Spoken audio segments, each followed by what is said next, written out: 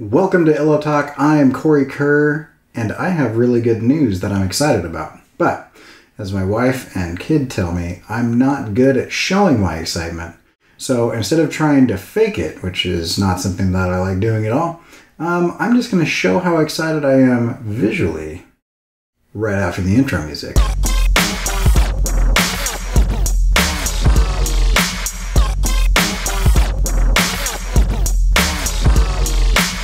Episode 136, where today's word of the day is expurgate. We're also going to go over where the term Bowderlies came from. But before we do that, I've got some news.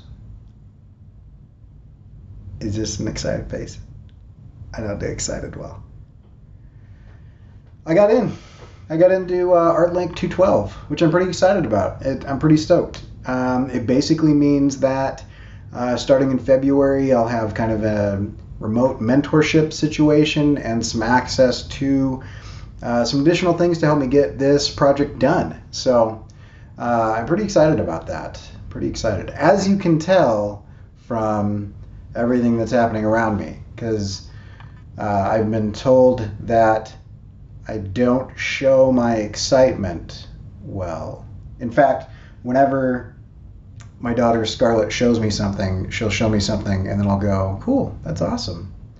That's great. And then she goes, Dad, every time I show you something, I have to remind myself that you don't get excited about anything, and so you saying, hey, that's cool, is like you like going, yippee, yeah, jumping around and stuff, and so that's all right that you don't get excited. It used to bug me.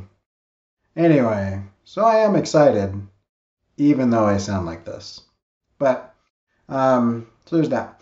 But, so basically the process was I sent them a pitch, right? I sent them kind of an initial pitch. Here's some inked pages that I did. Here's why I'm doing it, blah, blah, blah. All that jazz.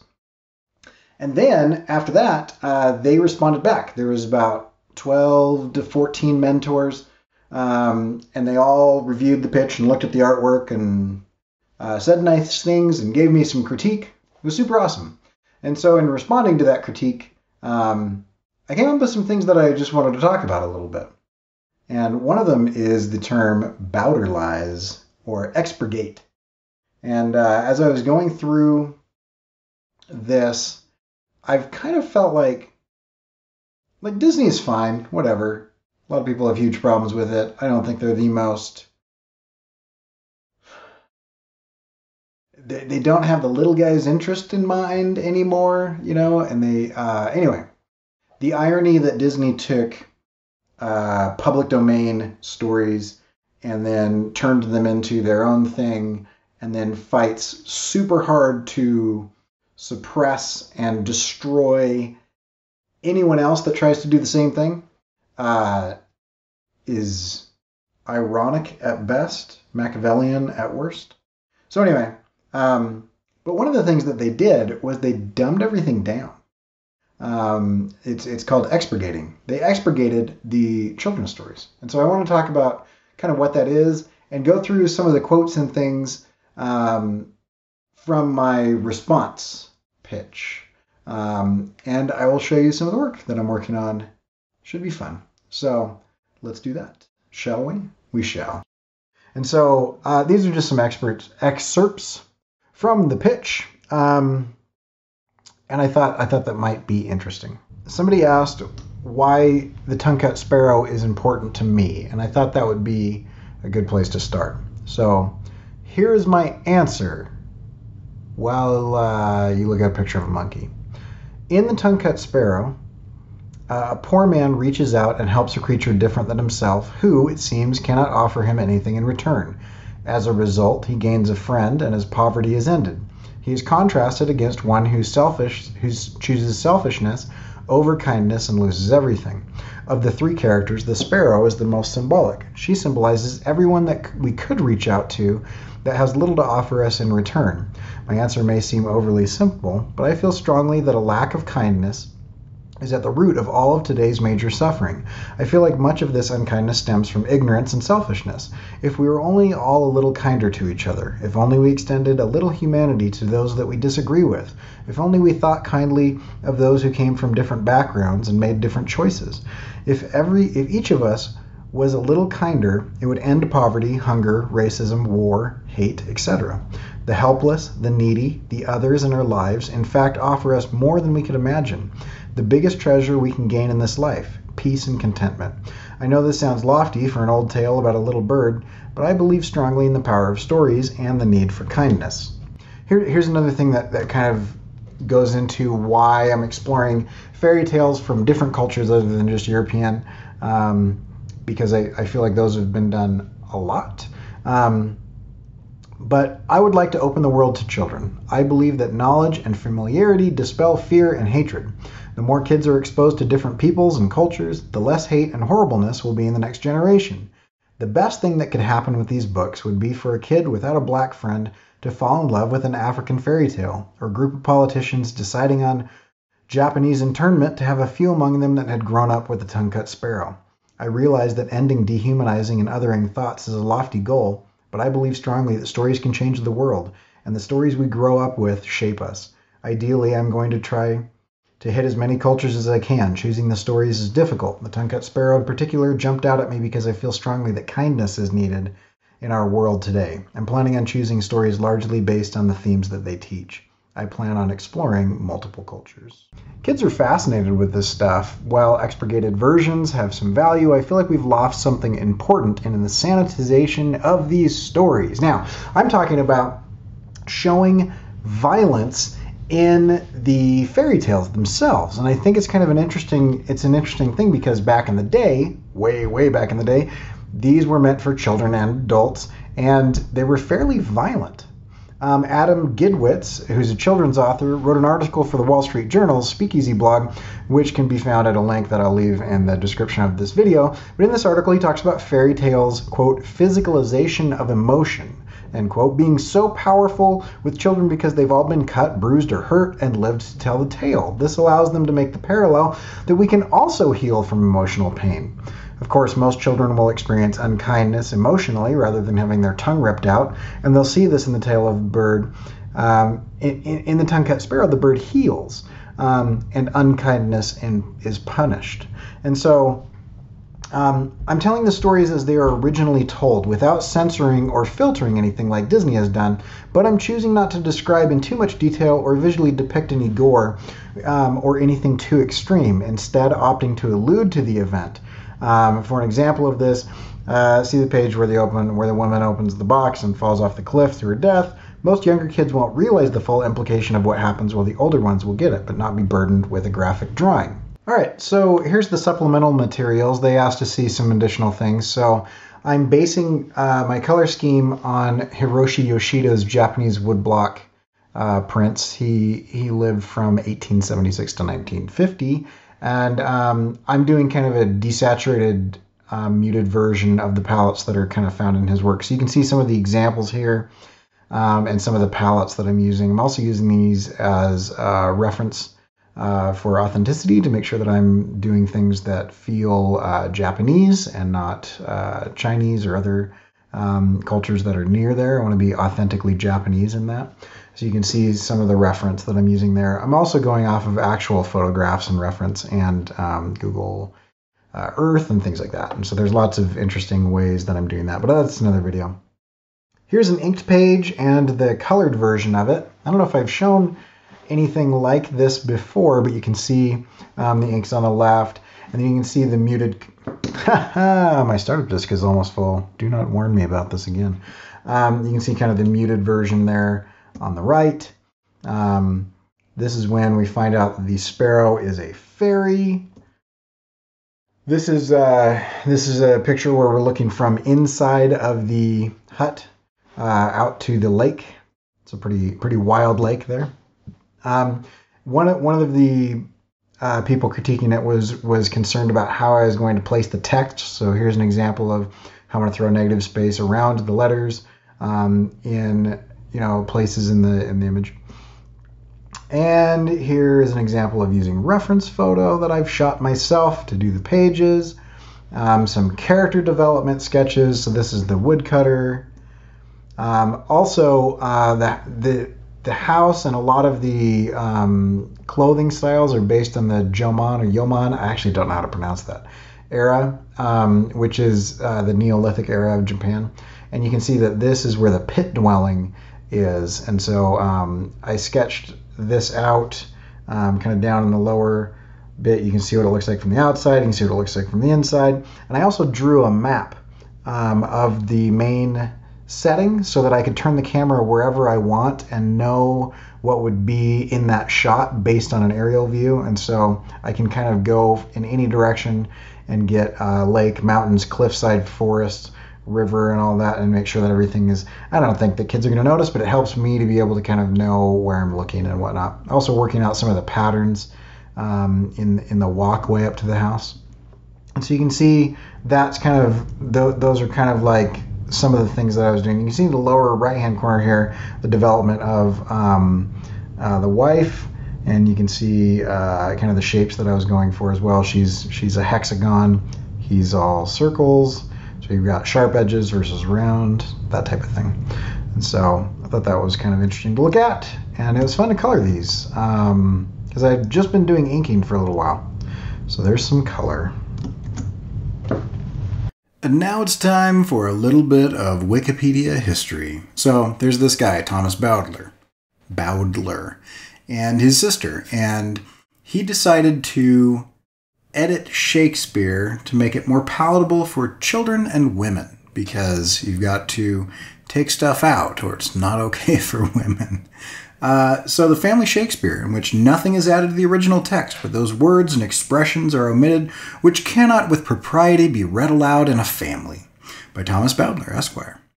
And so he has this quote: "My great objects in this undertaking are to remove from the writings of Shakespeare some defects." To be able to claim that Shakespeare has defects which diminish their value, that's a bold claim, and at the same time to present to the public an edition of his plays which the parent, the guardian, and the instructor of youth may place without fear in the hands of the pupil, and from which the pupil may derive instruction as well as pleasure, may improve his moral principles while he refines his taste, and without incurring the danger of being hurt with any indelicacy of expression. So, yeah. All right, so let's look at this. Let's look at this guy for a little bit, because this is where this term comes from, right? So his dad reads him, sorry, my mic is like shaking because my cat is crawling all over everything. So his dad reads him Shakespeare stories, and he realizes that his dad was like editing the Shakespeare stories because, you know, in Othello, they make a joke about the beast with two backs and stuff like that, right? So here's some of the things that he took out. In Hamlet, he takes out the reference to Ophelia killing herself and makes it seem like she just accidentally drowned. In Macbeth, he changed Lady Macbeth's out damn spot to out crimson spot. In Henry IV, Part 2, the prostitute is just eliminated. And then anytime somebody mentions God as an explanation, it's replaced with heavens. And so it sounds horrible, right? And it is in a lot of ways. But at the same time, there's an argument to be made that this is what allowed Shakespeare during a fairly puritanical time in America to be studied and popularized, and later editions that weren't edited or Bowdlerized, were read and things like that. So it's mostly viewed as a negative thing, but there's kind of this idea of, whether you should or shouldn't expurgate things for children. And when it comes to fairy tales, there's a really interesting theory out there that children experience real pain. They experience physical pain, right? They scrape their knee, they break their arm or whatever, and then they heal. But there's no visible thing in their life to show them they can heal from emotional pain. And so your parents get divorced, or you know, somebody is unkind to you, or somebody makes fun of you, or you're embarrassed, or whatever, fairy tales often will show, you know, this is what it's like in relationships, you know, when somebody does something super mean to you and then they get, you know, they get theirs, whatever, you know, they get karma or whatnot. You can kind of explain that. Or you can just have Cinderella's birds come and just poke her sister's eyes out. And then you're like, see? You know? And children will take that and they'll understand that, like, there are negative repercussions to being mean, right? And so I think it's kind of obvious that in certain situations, you know, children are fine with that. And so in the case of the Tongue-Cut Sparrow, you know, the main character falls off of a cliff to her death. And I've told the story to a number of kids between 6 and 10, and they all are like excited when she dies. And I don't think they're cheering on her death, but they're like, good, there's justice in the world. Like, she was really mean to that guy, right? She was she was a jerk.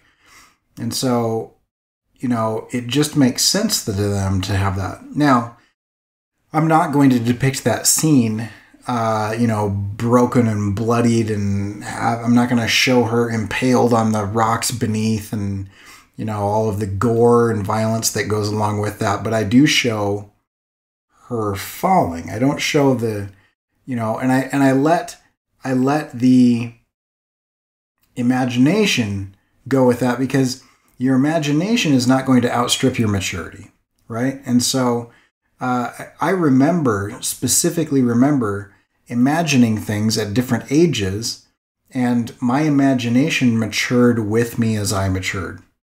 And so if you leave things up to a kid's imagination, it will be age appropriate, right? Now, if I were to draw, you know, her arm getting torn off while a rock impales her, and, you know, I've got viscera spraying everywhere and organs falling out and stuff like that, that I feel like would be not age appropriate for a children's book, right? Now, that might be interesting to teenagers and older or whatever, but I do think there is age appropriate stuff. But I do also have a problem with, I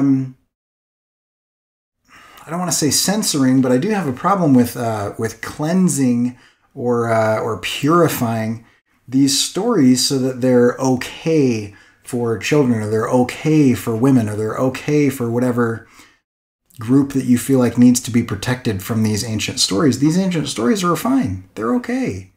And I think it just depends on how they're presented. And so I think changing them for the sake, I mean, change them all you want. They're in the public domain. You can do whatever you want with them. But changing them for the sake of protecting the children, I think, takes some of the power out of the story, right? But then at the same time, the argument can be made that Disney has popularized fairy tales in the same way that Thomas Bowdler popularized Shakespeare. Yes, you know, would that have happened anyway? Probably, you know, I don't know. And so there's some really interesting things that happen with that. Anyway, it was just something that kind of came up. It's interesting because this happens. So I'll give you two examples. So I live in a fairly conservative community where we have a lot of religious people, and there was a local play that my wife was cast in to do Les Mis, right? She was going to do Les Miserables. And I don't know why I said it like that, but I don't know how to pronounce it in French without making a weird French voice. The director decided to edit it.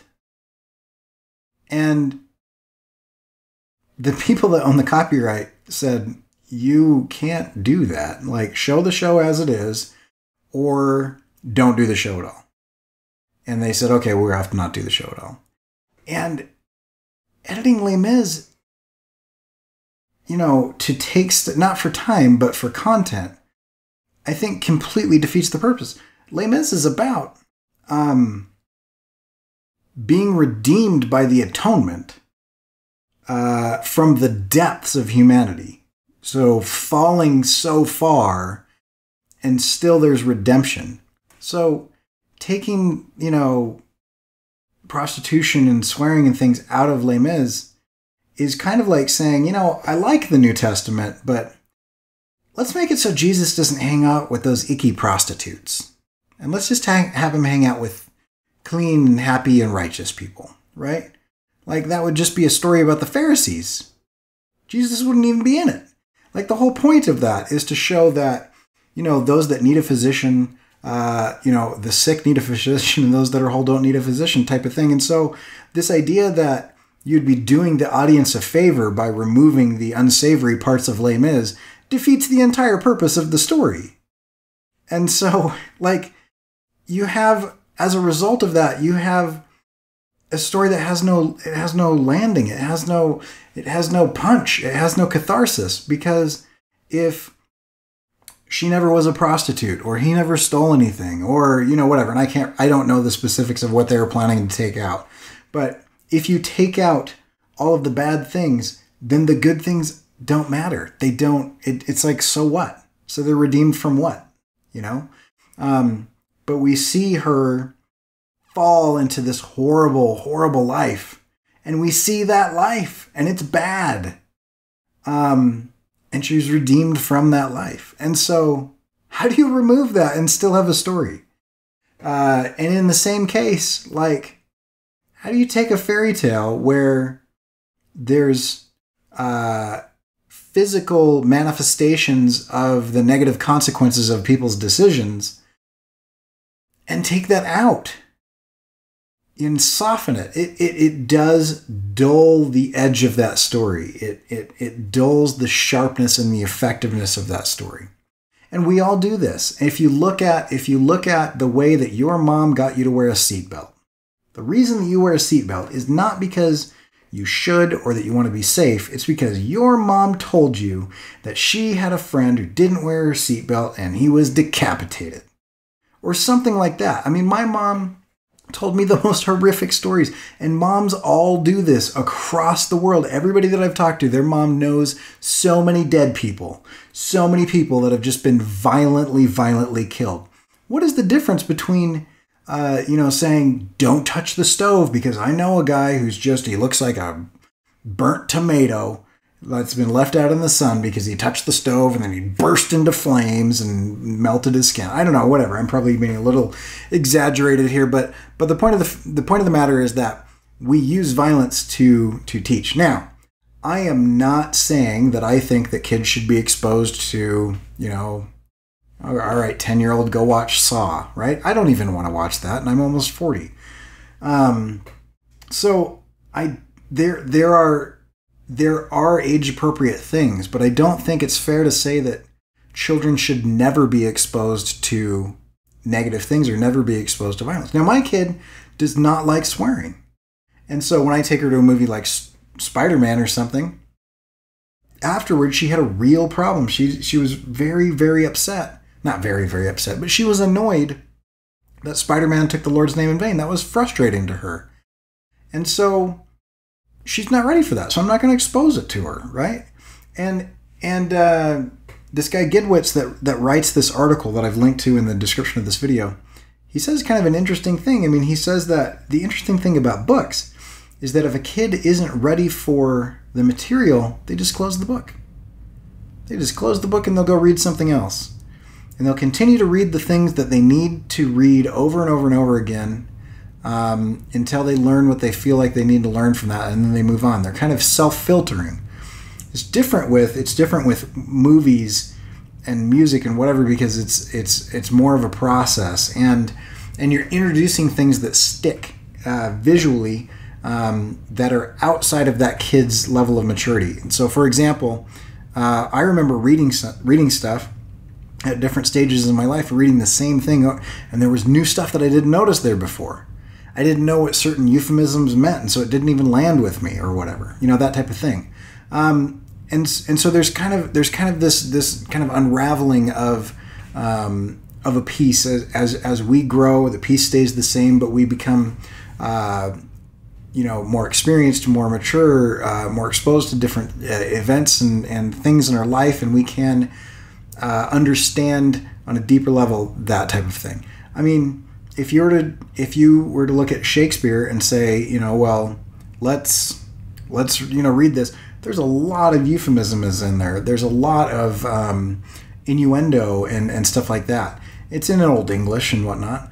And I mean, for the most part, until Claire Danes said it, I didn't take certain lines to be sensual. And I was like, oh, I could kind of see that now, the way that was delivered. So anyway, just an interesting thing to think about. And the way that I'm going to be doing it is I am going to not show gore, and not show people being eviscerated, not show necessarily the result, but I'm going to allude to it. And it's still going to be in the stories. The stories that I tell will still have those things when I'm doing it for children. When I'm doing it for an older audience, I may depict that, and whatnot. And so, but I mean, there's a difference between silhouetted figures with birds, approaching them, and text that says, that the ravens pecked out the eyes of the wicked stepsisters. There's a difference between that and, a close-up of the bird kind of halfway ripping the eyeball out with, the nerves still connected to the skull, and it's dripping, and you see it straining a little bit, and maybe there's a little ocular fluid like spraying from the puncture wound from the beak. There's a big difference between those two things. And the difference is mainly, whether you're sensationalizing the gore, for an older audience, or whether you're telling the result of negative behavior for a younger audience and alluding to how that would be. And kids who haven't been exposed to R-rated movies and other, other things, their imagination will take it as far as they're comfortable with, and then it won't go further than that. And they might go, oh, ew, right? But they're not going to stay up at night with nightmares and whatever if it's alluded to. So anyway, just some stuff.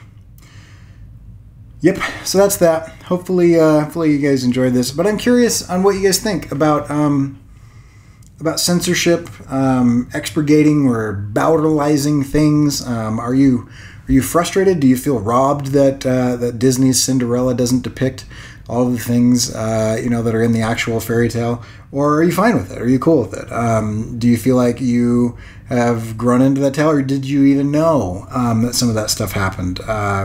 Is it a product of a different time period? Are we more sensitive now than we were back in the day? Does it have something to do with the fact that we have longer lifespans, and so we get to stay innocent as children longer? Is there a loss of that? Is the media at fault? What is it? I'm just curious to hear what you guys think about this whole topic. Also, for those of you that are parents or going to be parents, what do you do with your kids?